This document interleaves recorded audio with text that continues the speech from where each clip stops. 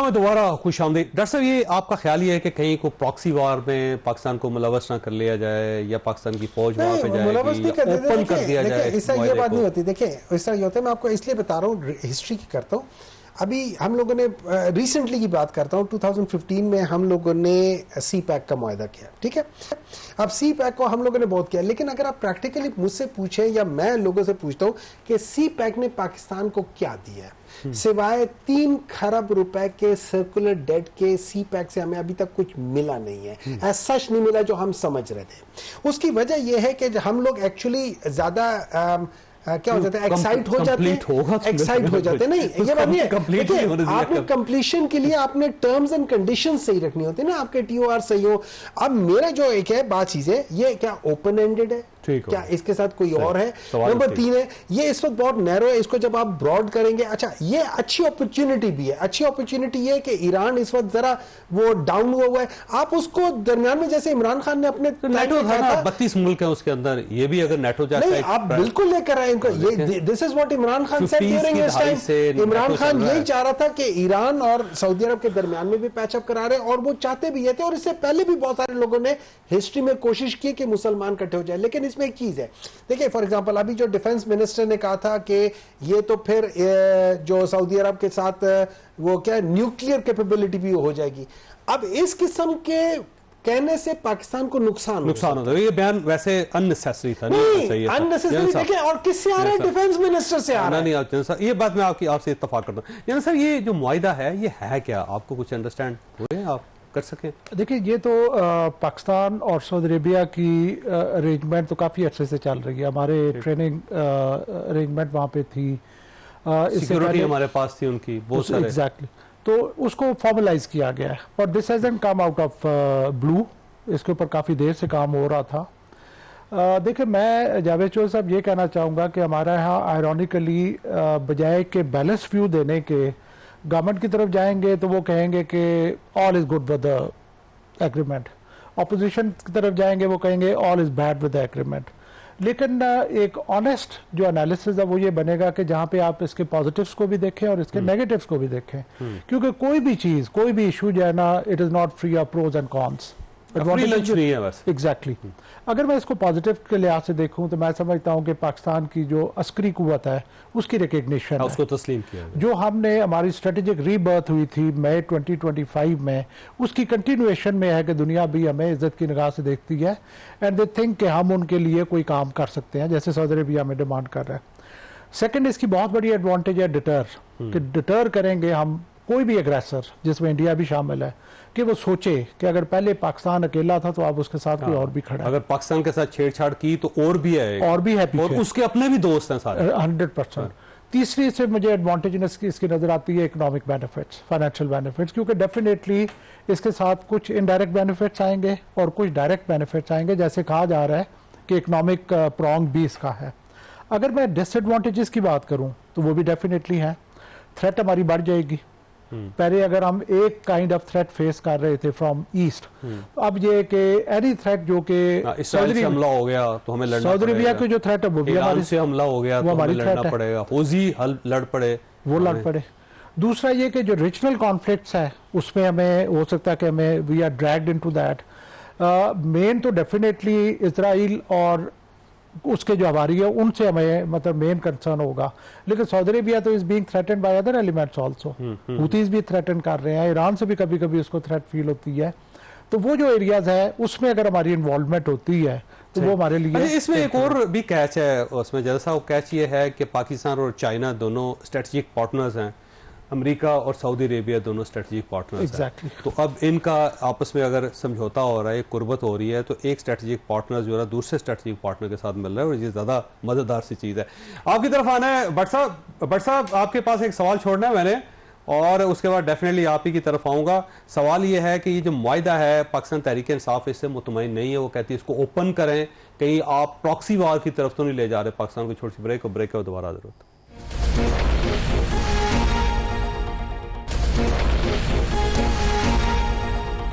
Programme में दोबारा खुश आमदीद। बट साहब ये एक एप्रीहेंशन है पाकिस्तान तहरीक इंसाफ की तरफ से कि कहीं आप किसी प्रॉक्सी वार की तरफ से नहीं लेके जा रहे पाकिस्तान को। थोड़ा सा करेक्ट कर लो। देखिए इस तरह ये नहीं कहा कि एक बात मैं आपको बता दूं, इन चीजों के ऊपर नजर एक खदशा है कि इस तरह मसला ना हो जाए, तो आप प्लीज जो सवाल है उसको दोबारा रिपीट कर ले करेक्ट करके। हाँ जी भट्ट साहब वो सवाल कह रहे हैं, करेक्ट करें, और सवाल ये है कि इसके ऊपर नजर रखें कि कहीं प्रॉक्सी वार तो नहीं निकल आएगी इसमें। अब ठीक है, हमने नजर देखिए एक बात तो मेरी आपको समझ आ गई, यकीन आ गया ना कि एक ही जमात है जो खुश नहीं है कि पाकिस्तान जो है उसका नाम बन रहा है उसका। अगर देखें ये पहले ही सियासी जमात है, मुझे नहीं समझता ये क्योंकि बनी ऐसी थी ना सियासी जमात कि ये पाकिस्तान की मजबूती पे खुश नहीं है। ये कहते हैं जी अगर ये हो गया तो वो हो जाएगा, वो चला गया तो ये हो जाएगा, ईरान ने हमला कर दिया तो सऊदिया के साथ, फिर पाकिस्तान क्या करेगा। अब पाकिस्तान माशाल्लाह इस्लामी मुल्क में एक ही है जो न्यूक्लियर पावर है, पाकिस्तान को रिकॉग्नाइज किया है और पाकिस्तान ने अपने आप को रिकॉग्नाइज कराया है। ये न्यूक्लियर का जिक्र ना किया करें भट्ट साहब बार बार, कसम से बड़ा बुरा लगता है। अब देखें नेटो के अंदर 3 मुल्क हैं जो न्यूक्लियर हैं, कभी उन्होंने जिक्र किया है? फ्रांस ने किया हो जो हम न्यूक्लियर हैं नेटो के अंदर, अमेरिका ने कहा हो जी कि हम न्यूक्लियर हैं इसके अंदर, या बरतानिया ने कहा हो जी हम न्यूक्लियर हैं, वो सर वो साइलेंट है। देखे ना मैं इस बात पे इसलिए मैं ये करता हूं कि हिंदुस्तान इस खिते का मोला जट बना हुआ था, वो हमारे कई दहाइयों से हम पे हमले करता था और हमें बदनाम कर देता था कि देखो जी पाकिस्तान जो है इसमें दहशतगर्दी हुई है फलां जगह, इसलिए हमने हमला किया है। लेकिन उसके बाद हमारी जो मैं फिर उधर रहूंगा खारजा पॉलिसी ने ये साबित किया कि हमने दुनिया से राब्ता करके बताया कि हिंदुस्तान झूठा है, फिर हमने जो उसको जवाब दिया वो हमारा राइट था। अब हम दूसरा भी जवाब उसको देने के लिए तैयार थे जब वो भाग अमेरिका के पास चला गया, तो ये फर्क है। लेकिन ये इमरान खान साहब ने तो सऊदिया से हमारे ताल्लुकात खराब कर दिए थे। अभी मेरे भाई फरमा रहे थे कि वो ईरान और सऊदिया के ताल्लुकात ठीक कर रहे थे। इमरान खान तो उस इमरान खान का तो ये हाल है कि सऊदिया ने अपना जहाज वापस बुला लिया इमरान खान से कि भाई वापस भेजो, तुम हमारे लिए जा रहे हो या अपने हमें बुरा भला कह रहे हो। इमरान खान की पूरे पाकिस्तान की बेइज्जती थी भट्ट साहब, ऐसे इसको नहीं तो आप मुझे बताएं ना, आप तो इज्जत हो रही है ना, नहीं आप तो इज्जत हो रही है ना पाकिस्तान की कि एक सऊदिया की थी, हमने उससे मुआहदा, मैं आपको बताऊं कल कतर से भी हमारा मुआहदा होगा, यूएई से भी होगा। माशाल्लाह हम अगर अच्छी सोच रख के चले, पाकिस्तान की मजबूती के लिए इकट्ठे हो तो सब काम ठीक है। एक बंदा कह नहीं जी मेरे अलावा हो ही कुछ नहीं सकता, तो वो आपके सामने है। तो इंशाल्लाह हालात भी अच्छे होंगे पाकिस्तान। अगर ये बात भी है कि अगर हिंदुस्तान पे हमला होता है तो सऊदिया ने कहा ये मेरे पे हमला है, और अगर सऊदिया पे कोई हमला करता है तो पाकिस्तान ने कहा ये मेरे पे हमला है।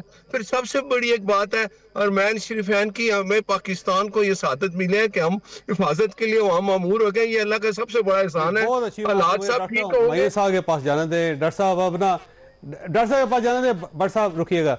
अब देखें सर, अगर इंडिया दोबारा हमला करता है पाकिस्तान पे तो उसे पता चलेगा कि सऊदी अरेबिया इनके साथ है, 20 लाख बंदा है इंडिया का वहाँ पे सऊदी अरब के अंदर, तो वो निकाल देगा सऊदी अरब वहाँ से। तो सोचेगा इंडिया कि यार इस टाइप की कोई हरकत नहीं करनी, कोई हमें नुकसान है माशी तौर पर। बहुत देखिए जो इंडिया के साथ हो गया ना, इंडिया उसमें पहले भी जो 2019 में हुआ था, उनका एक वो जो होता है ना कॉन्फिडेंस शैटर करता है, जब आपके 1-2 जहाज और आपका पायलट पकड़ा जाए वो एक शैटर करता है आपका। और उसका देखिए उसका एक अपना डायनामिक्स है। उसका डायनामिक्स ये थे कि इंडिया रात की तारीकी में आया और उसने एक खास जगह पे जाके जहां पे मेनली दरख्त है वहां पे करके किया। अगले दिन सुबह दिन दिहाड़े हमारे जहाज एक्चुअली गए इंडिया, वहां पे जाके उन्होंने उनके कोई 7 से 8 जगह लॉक किए। उसके बाद उनको बताया कि ये हमने इसको कर सकते थे लेकिन इससे थोड़े से फासले पर हमने सेफ जगह पे करके लॉक के वहां पे गिरा कर आए और वापसी पे उनके जहाज भी गिराए। अब उसका एक उसकी वजह से जो उनका जो कॉन्फिडेंस शैटर है ना, उसको फर्दर शैटर कर दिया इस दफा में। इस दफा में क्या हुआ, इस दफा की जब उनके मेरे ख्याल में 150 जहाज जब उड़ा था तो उसमें जो जैम हो गए तो उनकी सारी कम्युनिकेशन, उनको समझ ही नहीं आया राफेल को आप कभी फ्रंट लाइन में आके लैंड नहीं करवाओगे, वहां पे they were totally blinded which was the actual thing. फिर उसके बाद जो चाइनीज, अच्छा ये पहली बार था कि आपका वेस्टर्न जो जिसमें आपका रशिया भी था, जिसमें इजरायली भी था और जिसमें आपका ये क्या कह सकते हैं उसे फ्रेंच वाले, इन सब की चीजें against Chinese technology, total Chinese technology, and it was east, Chinese technology was west. इसने जो अपनी सुपीरियरिटी दिखाई है उसकी वजह से बहुत सारी चीजें जो है ना वो शिफ्ट हो रही है, बैलेंस शिफ्ट हो रही है। सोल्जर्स का कमाल है, अगर चाइनीज टेक्नोलॉजी होती तो खुद चला लेते ना, वो आज तक चला नहीं रहे हो। देखिए इसमें कोई शक नहीं है, इसमें कोई शक नहीं है कि पाकिस्तान की जो हमेशा से पाकिस्तान, देखिए इसमें कोई शक नहीं है, पाकिस्तान की एयरफोर्स ने हमेशा जब भी वो किया, इससे पहले भी हुआ था, they have always been considered like that, लेकिन इन सारी चीजों ने इकट्ठे एक इम्पैक्ट डाला हुआ है। they will think twice before even, and not only them, anyone in Pakistan। आपसे दिफा के अलावा एक सवाल करना चाहता हूं कि हमने इंडिया को हरा दिया जंग में, एक क्रिकेट में क्या मार है जी हमें? देखिए क्रिकेट में आपने जिक्र किया कि 2-3 जेस्चर्स जो थे उसके ऊपर इंडिया में बहुत वावेल है, तो यही काम करके आ जाया करें, बस जाएं, अगर ये जीत वापस आ जाए, वो मैच भी जीतना है। अगर जीत के साथ होता तो ज्यादा मजा आता।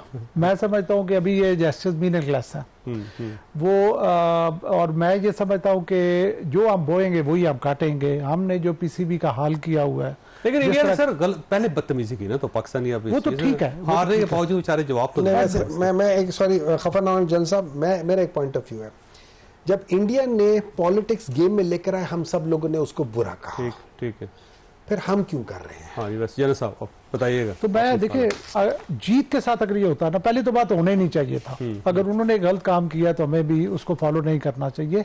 इवन जंग में हमने ये डिस्प्ले किया कि हमने रिस्पॉन्सिबल स्टेट के तौर पे एक्ट किया, उन्होंने रिस्पॉन्सिबल एक्ट किया, लेकिन जीतना जरूरी था देन दीज जेस्चर्स। और उसके लिए जरूरी है कि हमारा पूरा जो स्ट्रक्चर है क्रिकेट का, उसको प्रोफेशनल बेसिस के ऊपर रीऑर्गेनाइज किया जाए, उनके जो हेड है वो एक प्रोफेशनल क्रिकेटर हो, फिर साहब को तकलीफ ना दें, उनको उनसे कहें और उनके बहुत काम है, और बड़े काम और बहुत काम है। उन्होंने चैनल वहाँ पे जो नॉन प्रोफेशनल लोग हमने भर्ती किए हुए हैं, एग्जैक्टली उनसे कहें कि उनको भी खुदा हमें रिजल्ट आपके सामने है अभी, आप मतलब वर्ल्ड कप पे देखें, उसके बाद ऑल अलोंग मैं तीनों मेहमानों का शुक्रगुजार हूं। खासा आपने गुफ्तगू सुनी, लेकिन आखिरी जो फिक्रा है वो आपने रखता जाऊंगा कि अगर हम जंग जीत सकते हैं तो क्रिकेट क्यों नहीं जीत सकते। अल्लाह ताला आप और आपके अहले खाना को हर किसी मुसीबत से महफूज रखे। अल्लाह हाफिज़ एंड पाकिस्तान जिंदाबाद।